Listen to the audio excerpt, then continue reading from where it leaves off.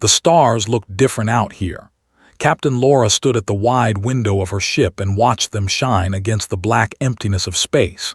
She had seen many things in her 20 years of service, but nothing like this. Today, humanity would meet its first alien species. Her ship, the Quiet Dawn, was not built for war. It was a diplomatic vessel, painted white and silver, carrying 40 crew members and enough supplies for a 6-month journey. The ship had no heavy weapons, only basic defense systems. This was intentional. Earth's leaders wanted to show peace, not power. "Captain, we are entering the system now," said Lieutenant Commander Cole from his station.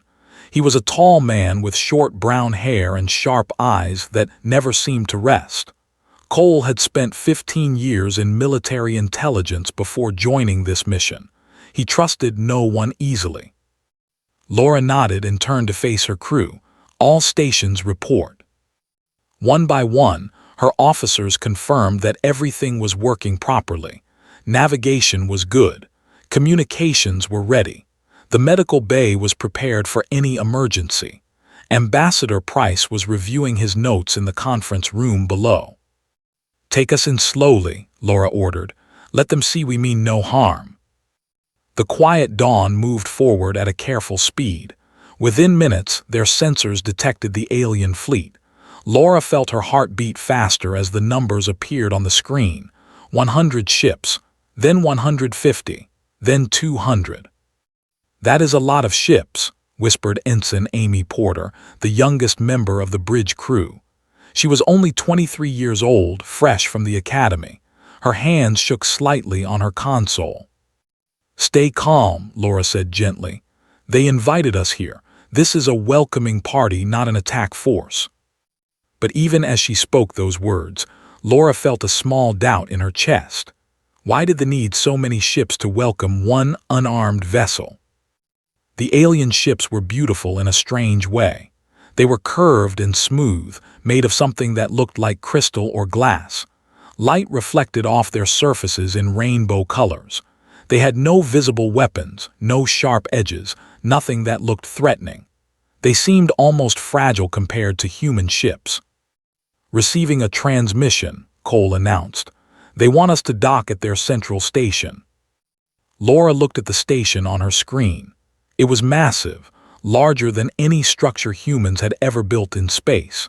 It floated at the center of the alien fleet like a palace made of light. Towers rose from its surface, and smaller ships moved around it like insects around a hive. "Tell them we accept," Laura said, "and inform Ambassador Price that we will arrive in 30 minutes." The docking process was smooth. They had sent detailed instructions, and Laura's pilot followed them exactly. When the ship finally connected to the station, there was barely a sound. The aliens clearly had advanced technology. Ambassador Price met Laura at the airlock. He was a gray-haired man in his 50s, wearing a formal blue uniform with gold buttons. Price had spent his entire career preparing for this moment. He had studied every alien transmission that Earth had received. He had learned patterns in their language. He had practiced speeches for years. "This is it," Price said with a nervous smile. "Everything we have worked for." "Just be careful," Cole said from behind them. He had insisted on joining the first contact party. "We know almost nothing about these beings, their culture, their values, their true intentions. All we have are radio signals and promises." Price waved his hand dismissively. "Please, they reached out to us. They invited us here. They have shown nothing but friendship." "That is exactly what worries me," Cole replied. The airlock opened with a soft hiss. Cool air flowed in, carrying a strange smell that was not unpleasant but definitely not human. Laura stepped forward first, as protocol demanded. The corridor beyond was white and bright. The walls seemed to glow from within. Standing at the end of the corridor was a group of aliens, and Laura had to force herself not to stare. They were tall, nearly 7 feet in height. Their skin was silver, smooth and hairless. They had 4 eyes arranged in a diamond pattern on their faces, and their mouths were small with thin lips. They wore flowing robes of purple and gold that moved like water around their bodies. The tallest among them stepped forward. He spoke in a deep voice, and a small device on his chest translated his words into English. "Welcome, humans. I am High Speaker of the Dominion. We have waited many years for this meeting." Price stepped forward and bowed slightly. "High Speaker, I am Ambassador Price of Earth. On behalf of all humanity, I thank you for your invitation. We come in peace and friendship." Made a gesture that might have been a smile. It was hard to tell with 4 eyes and an alien face. Peace and friendship. Yes, these are good words. Come, let us talk. There is much to discuss. They were led through winding corridors to a large chamber. The room was circular, with seats arranged around a central table. Food and drinks had been prepared, though Laura noticed that none of her team touched them. Cole had quietly warned everyone about unknown substances. For hours they talked. They explained their history. They were an ancient species, they said, part of a great collective that spanned hundreds of star systems. Many other species had joined them over the centuries, sharing knowledge and resources. Now they wanted humanity to join as well. What would membership mean for Earth? Price asked carefully. Many things, answered. Trade, technology, protection. The galaxy can be dangerous, Ambassador. There are species out there that are not as welcoming as we are. Under our guidance, your people would be safe. The word guidance stuck in Laura's mind. Not partnership, not alliance, guidance. Cole must have noticed it too, because he leaned close to Laura and whispered, "They are talking to us like we are children." Laura said nothing, but she watched the aliens more carefully after that. She noticed how 4 eyes seemed to study them constantly. She noticed how the other whispered among themselves and glanced at the humans with expressions she could not read. When the meeting ended, they were shown to guest quarters on the station. The rooms were comfortable and large, with soft beds and clean water, but Laura could not sleep. She stood at the window of her room and looked out at the alien fleet. 200 ships all around them. And somewhere out there, hidden in the darkness 3 light-years away, was the Terran Warship Ironclad. No one was supposed to know about the Ironclad. It was humanity's secret, their insurance policy. Earth's leaders had hoped for peace, but they were not foolish enough to trust blindly. Cole appeared at her door. "You feel it too," he said quietly. "Yes," Laura admitted. "Something is wrong. They are too friendly. They ask too many questions about our defenses, our population, our military strength." "I sent a message to the Ironclad," Cole said. "Told them to stay ready." Laura nodded slowly. "Good, I hope we never need them, but I am glad they are there." Neither of them knew that in 3 days, their hope for peace would be shattered. Neither of them knew that they had already decided humanity's fate before the quiet dawn even arrived. For now, they waited, watched, and prepared for whatever would come next. 3 days passed on the station. Each day brought new meetings, new conversations, and new questions that made Laura more uncomfortable. The aliens wanted to know everything about Earth. How many people lived there? How many cities they had? What weapons their military used? How fast their ships could travel? Ambassador Price answered some questions and politely avoided others, but they kept pushing. "Your species is young," said during one meeting. "You have only been traveling in space for a few centuries. We have been here for thousands of years. There is so much we can teach you." "We appreciate that," Price replied carefully. "But we believe in learning at our own pace. Humanity values independence." 4 eyes blinked slowly. Independence, yes, a common feeling among young species, but you will learn, as others have learned, that guidance is better than struggle. Cole sat in the corner of the room, saying nothing but missing nothing. He had spent the past 3 days mapping the station, memorizing patrol routes and counting the guards. There were many guards, too many for a simple diplomatic meeting.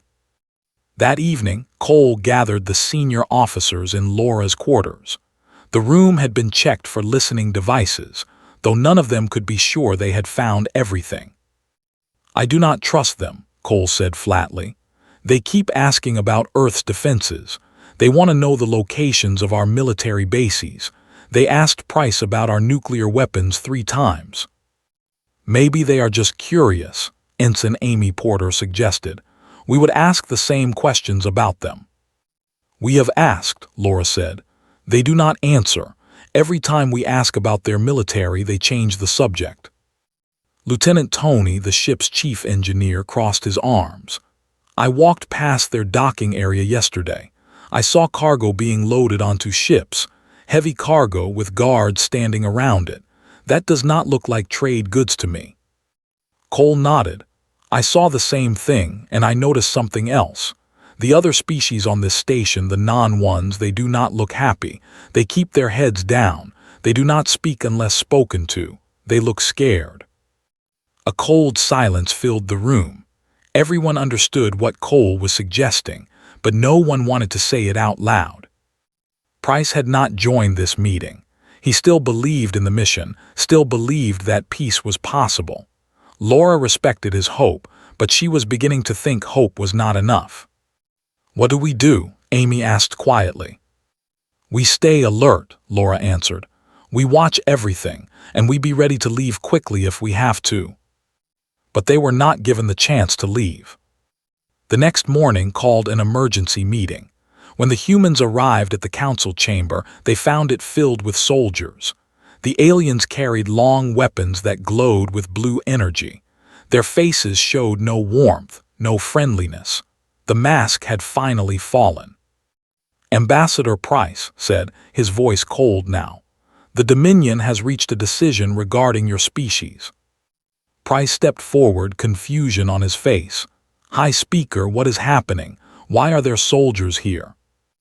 Lifted his hand, and a holographic document appeared in the air. Strange symbols covered its surface, along with a rough translation in English. "This is the Treaty of Submission," explained. "All species who join the Dominion must sign it. Your people will surrender all military technology. Your warships will be dismantled. Your weapons will be destroyed. In return, you will receive our protection and guidance." Price stared at the document in disbelief. "This is not what we discussed. This is not partnership. This is slavery." "Call it what you wish," said. "The result is the same. Sign the treaty and your people will live peacefully under our rule. Refuse and we will take Earth by force. We have done it before with other species. We will do it again." For a moment, no one moved. Then Price straightened his back and looked directly at. "The people of Earth will never submit," he said clearly. "We would rather die free than live as slaves." Made a gesture and the soldiers raised their weapons.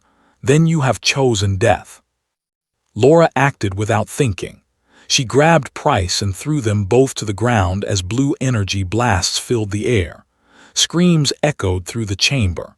She heard her crew members falling, heard the terrible sound of weapons firing again and again. Someone grabbed her arm. It was Cole. "Move," he shouted, toward the side door. They ran. Behind them, soldiers gave chase. Laura felt heat pass close to her head as a blast missed her by inches. She did not look back. She did not have time. Cole led them through a narrow corridor and into a maintenance shaft. The space was tight, built for smaller workers, but they squeezed through. Behind them, the soldiers shouted in their alien language. "Where are we going?" Laura gasped. "Ventilation system," Cole answered. "I mapped it yesterday. They are too big to follow us through the smaller tunnels." They crawled through darkness for what felt like hours. Laura's uniform tore against metal edges. Blood dripped from cuts on her arms and legs, but she kept moving, kept pushing forward. Finally, Cole stopped at a grate that overlooked a large room. Laura looked through and felt her heart sink. Below them was a holding area, and inside the cells were the surviving crew members of the Quiet Dawn. Amy Porter was there, her face bruised and scared. Tony sat against a wall, holding his arm at a painful angle. and at the center of the group, surrounded by guards, was Ambassador Price. He was alive, but barely. His formal uniform was torn and bloody. His gray hair was messy and dirty, but his eyes still held defiance. Entered the room and stood before the prisoners. "You see now the price of resistance," he said loudly. "Your captain has escaped for the moment, but she cannot hide forever. This station is our home. We know every corner of it." He walked slowly along the row of cells, looking at each human with his 4 cold eyes. "Your species is not special," he continued. "Many have come before you, many have refused at first, all have broken eventually. You will break too." Price lifted his head. "You do not know humans very well." Laughed, a harsh, ugly sound. "I know enough. You sent diplomats instead of warriors. You came in a ship with no weapons. You trusted our invitation without question. Your species is soft, Ambassador, soft and naive." "Or maybe," Price said quietly, "we just hoped you were better than this." Struck him across the face. Price fell backward but did not cry out. He simply wiped blood from his mouth and smiled. "You will regret that hope," hissed. He turned to his soldiers. "Double the guards, find the captain and anyone else who escaped, and prepare a message for Earth. They will hear our terms soon enough." After the left, Laura and Cole remained hidden in the ventilation shaft. They could not rescue their people yet.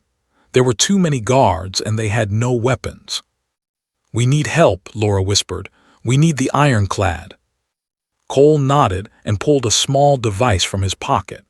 It was an emergency beacon, designed to send a signal across vast distances using technology they knew nothing about. "Once I activate this, they will know something is wrong," Cole said. "Commander Torres will come." Laura thought about Torres. She had served with him for 15 years. He was a good man, a careful man, but also a dangerous one when his people were threatened. "Do it," she said. Cole pressed the button. A tiny light blinked once, twice, then went dark. The signal was sent. Somewhere in the darkness of space, 3 light-years away, a warship received the message. And on that warship, a crew prepared for battle. Laura looked down at her captured friends and made a silent promise. Help was coming. They just had to survive until it arrived. "Protocol Omega is active," Cole whispered. "Now we wait." The waiting would not be long. The Terran Warship Ironclad had been waiting in the darkness for 2 weeks. It floated in empty space, far from any star, its systems running on minimal power to avoid detection. The crew of 300 had trained for this moment. Hopping it would never come. Commander Torres stood on the bridge when the emergency beacon activated. A small red light blinked on the communications console, and the entire ship fell silent. "Signal confirmed," reported Lieutenant Grant. She was the weapons officer, a woman in her 30s with steady hands and calm eyes. "Protocol Omega, the diplomatic mission has failed." Torres closed his eyes for a moment. He had known Laura for 15 years.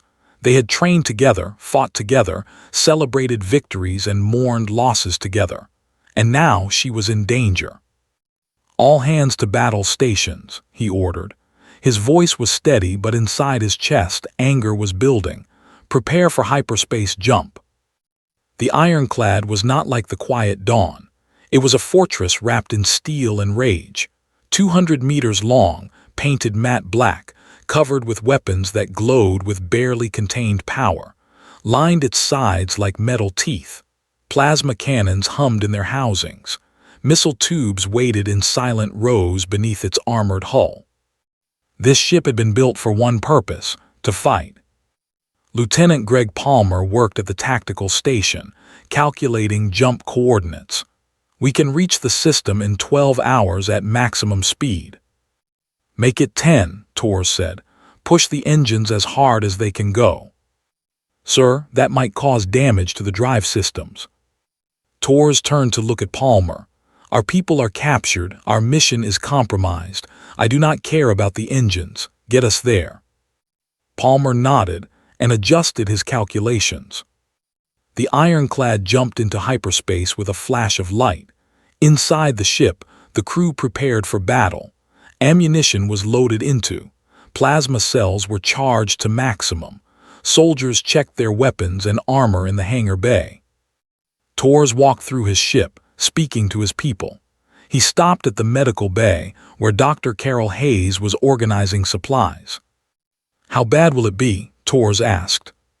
Carol looked at him with tired eyes. "Depends on how many of them are still alive when we get there. I have beds ready for 50 wounded. I hope we do not need them all." Torres nodded and moved on. He visited the engine room, where Chief Engineer Danny Brooks was working on the hyperdrive with his team. "Commander, I need to tell you something," Danny said quietly. "Running the engines this hard, we might not have enough power for a return jump. If the battle goes badly, then we will not return," Torres finished. "I understand, but we are not leaving our people behind." Danny wiped sweat from his forehead. "Just wanted you to know, sir, whatever happens, my team is ready." 10 hours later, the ironclad dropped out of hyperspace at the edge of the system. Torres stood at the center of his bridge, watching the enemy fleet appear on his sensors. 200 ships, crystal hulls that sparkled in the starlight, and at their center, the massive station where his people were being held. "Commander, we are being scanned," reported. "The fleet is moving to intercept." Torres studied the tactical display. The enemy ships were spreading out, forming a wall between the ironclad and the station. They clearly believed their numbers would be enough. "Open a channel," Torres ordered. "All frequencies." The communications officer, a young man named Peters, worked his console. "Channel open, sir." Torres took a deep breath and spoke. His voice echoed across space, reaching every ship in the system. "This is Commander Torres of the Terran Navy. You have attacked a peaceful delegation. You have captured innocent people who came to you in friendship. You have violated every principle of first contact." He paused, letting his words sink in. "I am giving you one chance. Release our people immediately. Return them to their ship unharmed. Do this, and we will leave your system in peace." For a long moment there was silence. Then a familiar voice crackled through the speakers. "Hi, speaker. Commander Torres, we did not expect you so soon, but it does not matter. You are one ship against 200. Your bravery is admirable, but your mathematics is poor." The screen flickered and an image appeared. It showed Ambassador Price, bloody and beaten, kneeling on the floor with a guard's weapon pointed at his head. "Surrender your vessel now," continued. "If you do not, we will execute every human in our custody, starting with this one." Torres looked at the image. He saw Price's face, saw the fear and pain there, but he also saw something else, a small nod, a message that only another human would understand. "Do what you have to do." Torres straightened his shoulders.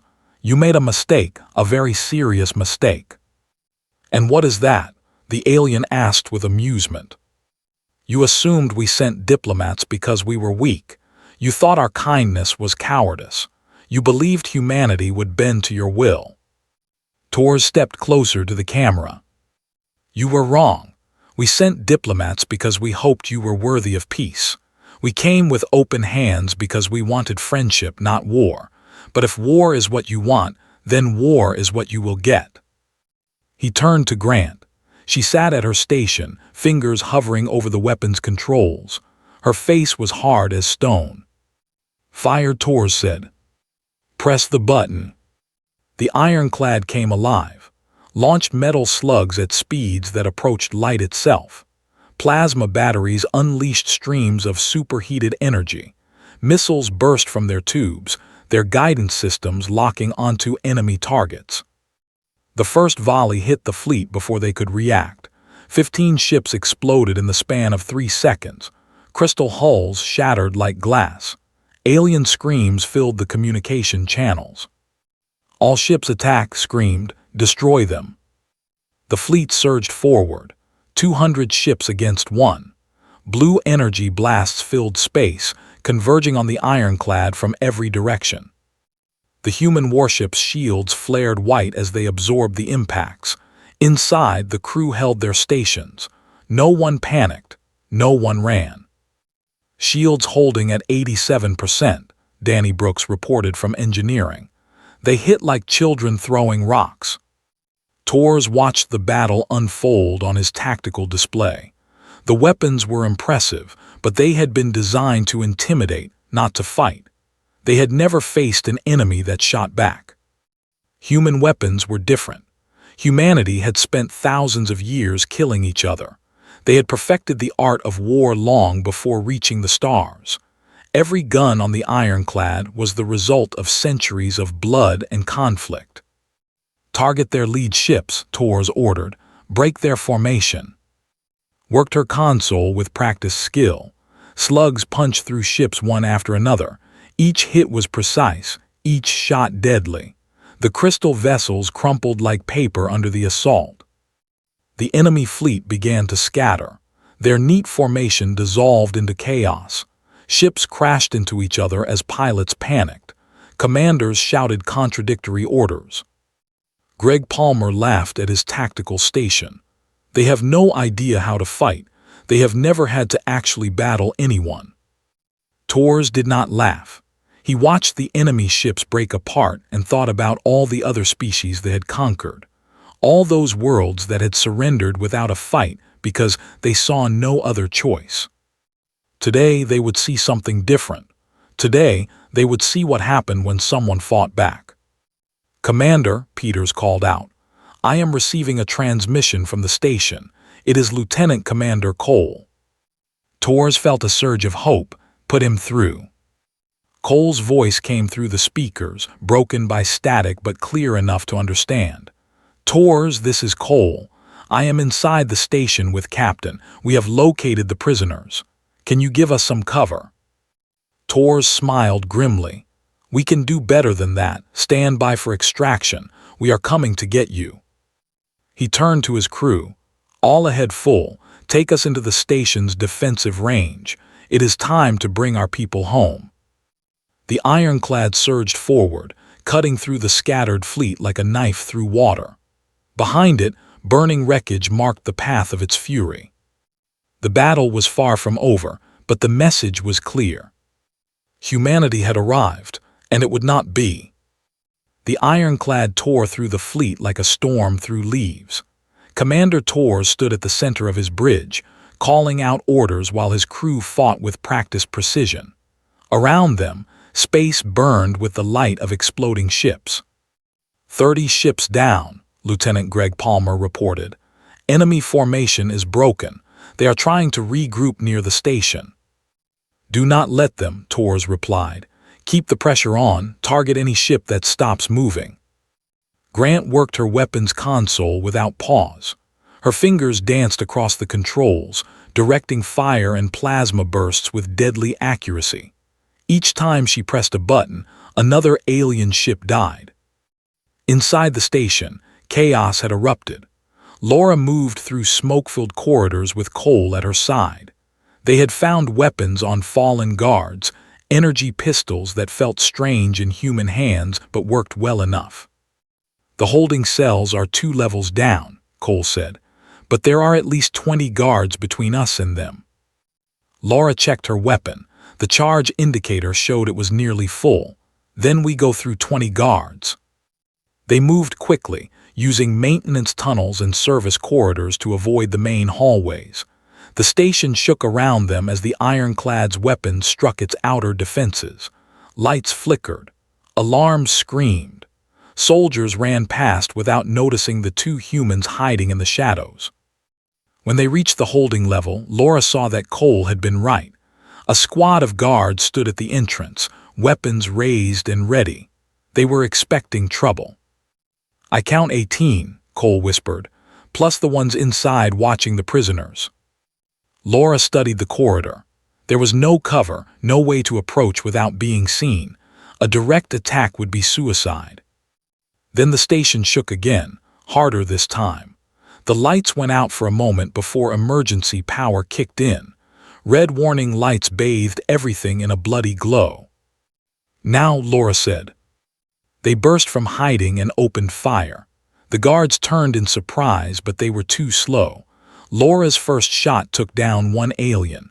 Cole dropped two more before they could raise their weapons. The remaining guards fired back. Blue energy blasts scorched the walls around Laura as she dove behind a support pillar. Cole rolled to the opposite side of the corridor, shooting as he moved. "Keep them busy," he shouted. "I will flank them." Laura stood and fired again and again. Her shots were not always accurate, but they forced the guards to take cover. While they ducked behind crates and doorways, Cole crept along the wall toward their position. He reached the first guard and struck him from behind, using his pistol like a club. The alien fell without a sound. Cole took his rifle and used it to shoot two more guards in quick succession. The remaining panicked. Some ran. Others tried to surrender, dropping their weapons and raising their hands. Laura did not have time to deal with prisoners. "Tie them up," she ordered Cole. "Use their own belts. We will sort this out later." While Cole secured the surrendering guards, Laura ran to the holding cells. The door was locked with some kind of energy barrier. Through the shimmer, she could see her crew members looking back at her. "Captain," Ensign Amy Porter cried, "you are alive." "So are you," Laura said. "Now stand back. I am going to get you out of there." She studied the lock panel. The symbols were alien, meaningless to her, but the engineering was simple enough. Every lock needed power. Cut the power, open the door. Laura found the cable running from the panel to the wall and fired her weapon at it. The cable exploded in a shower of sparks. The energy barrier flickered once, twice, and then disappeared. The prisoners rushed out. Lieutenant Tony limped on a wounded leg but managed a smile. Amy Porter was crying with relief, and Ambassador Price, despite his injuries, stood tall and proud. "I knew you would come," Price said. "I never doubted it." Laura handed him one of the captured weapons. "We are not out yet. Can you fight?" Price checked the weapon and nodded. "I have been wanting to shoot these people for 3 days." Cole appeared beside them. "We need to move. The guards will have called for backup. Our only chance is to reach the hangar bay and get to the quiet dawn." They ran through the station in a group of 32 survivors. 9 crew members had died in the initial attack. Laura carried their names in her heart, but she could not mourn them yet. First, she had to save the living. The corridors were filled with smoke and debris. The battle outside continued to rage. Through windows, they could see the ironclad moving through space, its weapons firing constantly. Ships burned around it like dying stars. "Hangar bay ahead," Cole announced, "but we have a problem." The problem was High Speaker. He stood at the entrance to the hangar with 50 soldiers behind him. His silver skin was stained with ash, and his 4 eyes burned with hatred. "You cannot escape," declared. "Even if you reach your ship, my fleet will destroy you." Price stepped forward. "Look outside, look at what is left of your fleet." The alien turned his head slightly. Through the transparent walls of the hangar, the battle was visible. The ironclad had destroyed over 100 ships. The survivors were fleeing in every direction, abandoning their stations, running for their lives. "One ship," Price continued. "One human warship against your entire fleet, and you are losing." His face twisted with rage. "Your ship will fall eventually. My reinforcements are coming. You have won nothing." "Maybe," Price agreed. "But we have proven something. We have shown that humanity will not bow. We have shown that your precious dominion is not as strong as you believed." He raised his weapon. "Now get out of our way."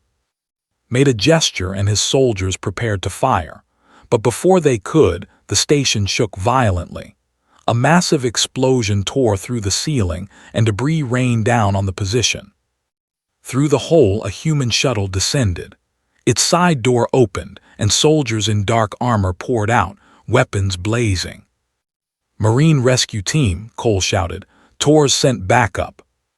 The battle was short and brutal. Human Marines trained for close combat moved through the soldiers like water through sand. They were faster, more aggressive, more willing to take risks. Within minutes, most of the guards were down. Tried to run. Laura caught him before he could reach the exit. She grabbed him by his robes and threw him against a wall. "Going somewhere?" she asked. The alien looked at her with his 4 eyes. For the first time since they had met, she saw fear there. "Please," he whispered. "I surrender, take me prisoner. I will tell you everything about the Dominion. I will give you their secrets." Laura thought about her 9 dead crew members. She thought about the species that had enslaved. She thought about all the worlds that had been conquered by these arrogant aliens. "You will face trial for your crimes," she said coldly. "But not by me, by all the species you have oppressed. Let them decide your fate." She handed him to the Marine commander, a tough woman named Sergeant Lisa Monroe. "Keep him alive. He has information we need." Monroe nodded and dragged away. The surviving crew boarded the shuttle and launched toward their ships. Behind them, the station was burning. Ahead of them, the ironclad waited, surrounded by the wreckage of the alien fleet. Tors met them in the landing bay. He embraced Laura without words. When they pulled apart, both had tears in their eyes. "I thought I lost you," Tors said quietly. "Not today," Laura replied. "But we lost 9 good people. Their families need to know." Tors nodded sadly. "We will honor them, and we will make sure their sacrifice meant something." They walked together to the bridge. Through the windows, they could see the last ships fleeing the system. The battle was over. But Laura knew this was only the beginning. The Dominion would not forget this day. They would send more ships, more soldiers, more weapons. The war was just starting. She looked at Tors and saw the same understanding in his eyes. "What now?" she asked. "Now," Tors said, "we send a message, not just to but to every species in this galaxy. They need to know what happened here. They need to know that resistance is possible." Laura nodded slowly, and then Tors turned to look at the stars. "And then we go home, we rebuild, we prepare." He paused. "Because next time, we will be ready for anything." The battle had lasted 47 minutes. When the final count was finished, 183 ships lay in ruins. The survivors, fewer than 20 vessels, had fled into deep space with their systems damaged and their spirits broken. Commander Tors stood on the bridge of the ironclad, reading the damage reports. His ship had taken hits during the battle. Some systems were damaged. A few compartments had been breached. 17 crew members were wounded. But the ironclad was still flying, still fighting, still strong. Captain Laura sat in a chair nearby, medical bandages wrapped around her arms and chest. The wounds were not serious, but they hurt. Everything hurt. She had not slept in 2 days. "Tors," she said quietly, "what happens next?" Tors looked at her and then at the wreckage floating outside the windows. "We have in custody. We have recordings of everything that happened. They cannot deny what they did." "That is not what I mean." Laura leaned forward. "What happens to us, to Earth? The Dominion will not forget this. They will come for revenge." Tors nodded slowly. "Yes, they will, but not today, not tomorrow. It will take them time to recover from this defeat. Time to gather new ships, new soldiers, new leaders." He walked to the window and looked out at the stars. "That time is a gift," he continued. "A chance for us to prepare, to build more ships, to train more soldiers, to find allies who share our values." Laura thought about the other species on the station, the ones who had kept their heads down, the ones who had looked scared whenever the Dominion guards walked past. They had been slaves, she realized, conquered peoples forced to serve their masters. "Those other species," she said, "the ones the conquered, do you think they will help us?" "I think they have been waiting for someone to show them that the Dominion can be beaten." Tors turned back to face her. "Today, we showed them. 1 ship against 200 and we won. That kind of victory creates hope." The door opened, and Ambassador Price entered the bridge. His injuries had been treated, but his face still showed the marks of his imprisonment. Bruises colored his skin. A cut above his eye was held closed with medical tape. Despite everything, he stood tall. His voice was clear when he spoke. "We need to send a message," Price said. "Not just to everyone. Every species, every world, every civilization that is watching." Tors nodded. "I agree. What do you want to say?" Price walked to the communications console and placed his hand on its surface. "I want to tell them the truth. I want to tell them what humanity is really like." He turned to face the camera. Peters activated the recording equipment. Red lights blinked on across the console. Price took a deep breath and began. "My name is Price. I am an ambassador of Earth, a representative of the human species. 3 days ago, I came to the Dominion in peace. I extended my hand in friendship. I offered to build a future together." He paused, his eyes hardening. "They answered with betrayal. They imprisoned my people. They beat us.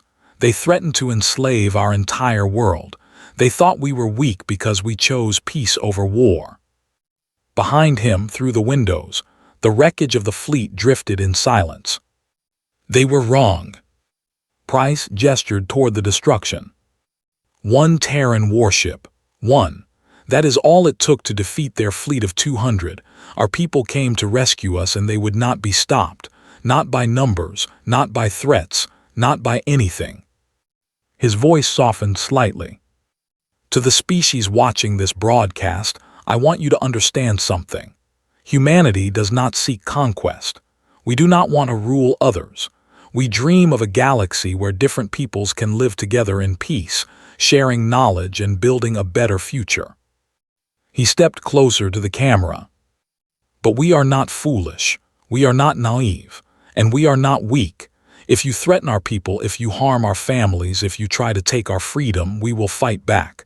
And we will not stop. Not ever. Not until every enemy is defeated and every threat is ended." He looked directly into the lens. "Remember this day. Remember what happens when you mistake kindness for weakness. Remember that the hand we extend in friendship is the same hand that can clench into a fist." Price stepped back. "We hoped first contact would be peaceful. We prepared in case it was not.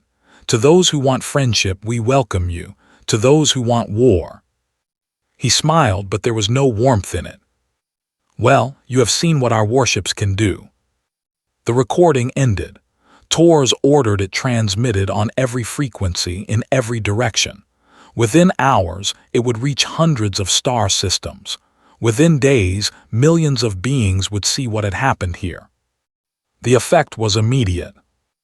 On a dozen worlds under control, slave populations rose up against their masters. They had seen the recording. They had watched a human warship tear through the fleet that had conquered them. For the first time in generations, they believed freedom was possible. On distant planets, governments debated what to do. Some feared the newcomers, others saw an opportunity.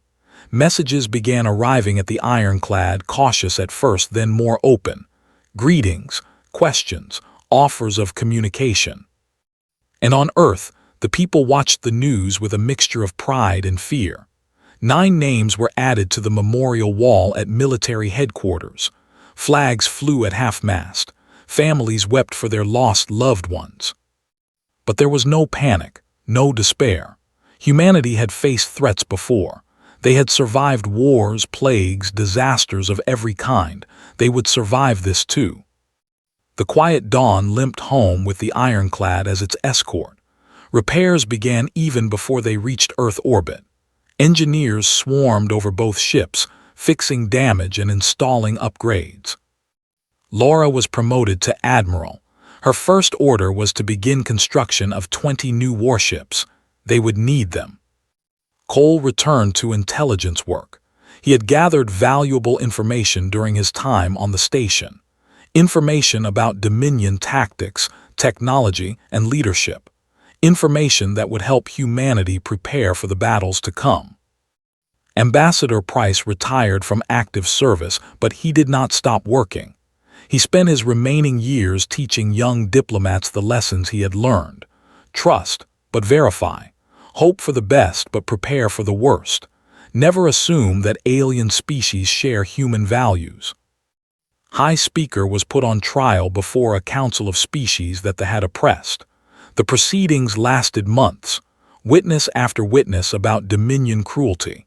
In the end, was found guilty and sentenced to spend the rest of his life in prison. He would never harm anyone again. The Dominion itself collapsed within a decade. Without their military advantage, they could not hold their conquered territories. World after world broke free, forming new governments and new alliances. Many of those worlds reached out to humanity. They remembered who had struck the first blow.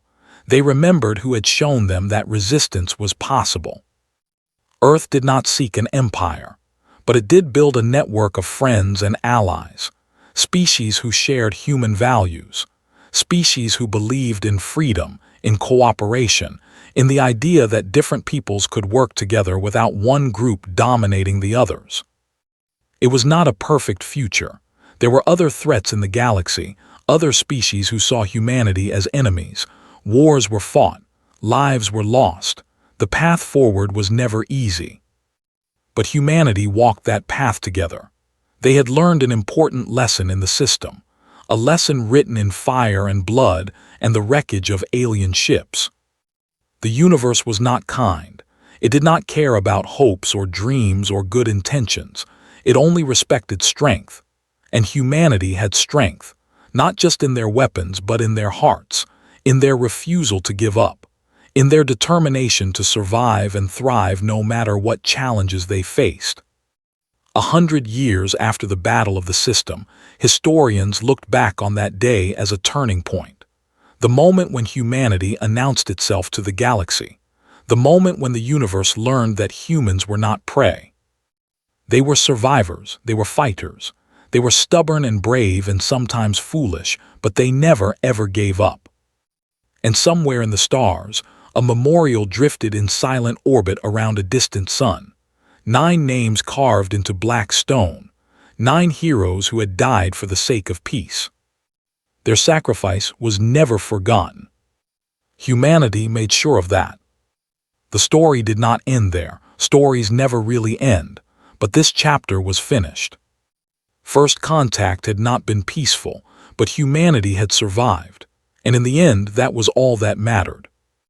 The stars were waiting, and humanity was ready to meet them. Together, always together.